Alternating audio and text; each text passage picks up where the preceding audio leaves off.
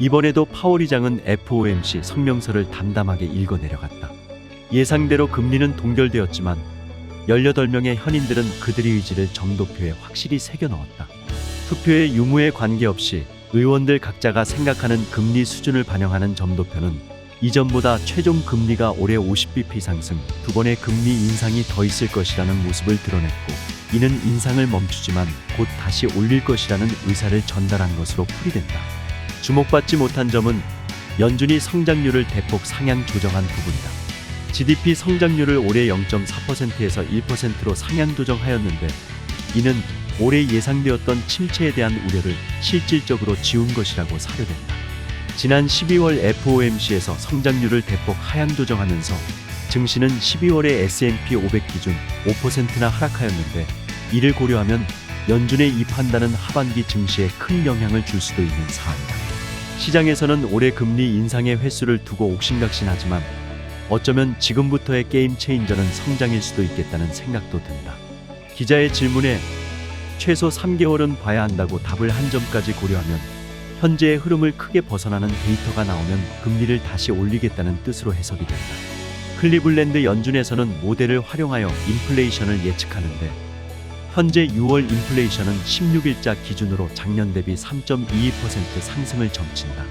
물론 에너지와 음식을 뺀 코어 인플레이션은 5.11%로 높지만 헤드라인은 1년 전에 비하면 3분의 1 수준으로 대폭 떨어진 셈이다. 또한 파월 의장은 성명서와 질의 과정에서 수차례 lag라는 단어를 언급하였다. 시차를 고려한 결정을 하겠다는 뜻인데, 이전의 정책에 대한 효과의 시차 그리고 현재의 정책에 대한 미래 실효의 시차의 의미로 볼 수 있다.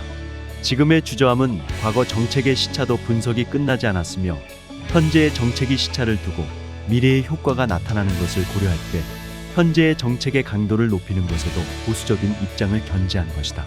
원재료의 가격 수준과 신규 오더 등을 고려한 생산자 물가는 이제 월단위 마이너스 수준에 접어들었다.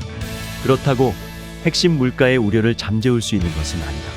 러우 전쟁이나 7월부터 100만 배럴 감산을 공표한 사우디의 움직임이 격해질 경우 헤드라인 물가도 다시 뛸 수 있기 때문에 코어 물가의 하락은 어느 때보다 중요하다고 볼 수 있다. 귀속임대료는 이번에도 8.0%를 연간 상승률로 기록했는데 3개월간의 데이터를 보면 이제 산을 넘어가는 모양새다. 귀속임대료의 움직임이 관성을 띠는 특성을 고려해 볼 때 다시 상승 전환을 하기는 어렵다고 판단된다. 즉, 하반기 물가는 상승보다는 하락이며 데이터를 보고 그때 결정하겠다는 의장의 발언은 점도표와는 달리 엄포요 위협으로 볼 수도 있다. 결국 하반기는 투자 관점은 금리에서 성장으로 다시 돌아갈 가능성이 크다. 다만 물가가 하락한다고 해서 예전의 성장 지향적 투심으로 돌아가기는 어렵다. 현재 기준 금리 하향에 대한 시장 예상은 내년 말 3.75%에서 4.00% 수준이다. 이렇게 투심이 흔들릴 때는 돈을 벌되 성장하는 인더스트리에 있어야 자금이 모인다. 인공지능, 전기차, 신재생, 로봇, 반도체 등 성장 산업에서 해당 기업들의 주가가 과거 대비 비싸지 않다면 긍정적으로 투자 고려를 해볼 만하며 장기채도 함께 투자해야 한다.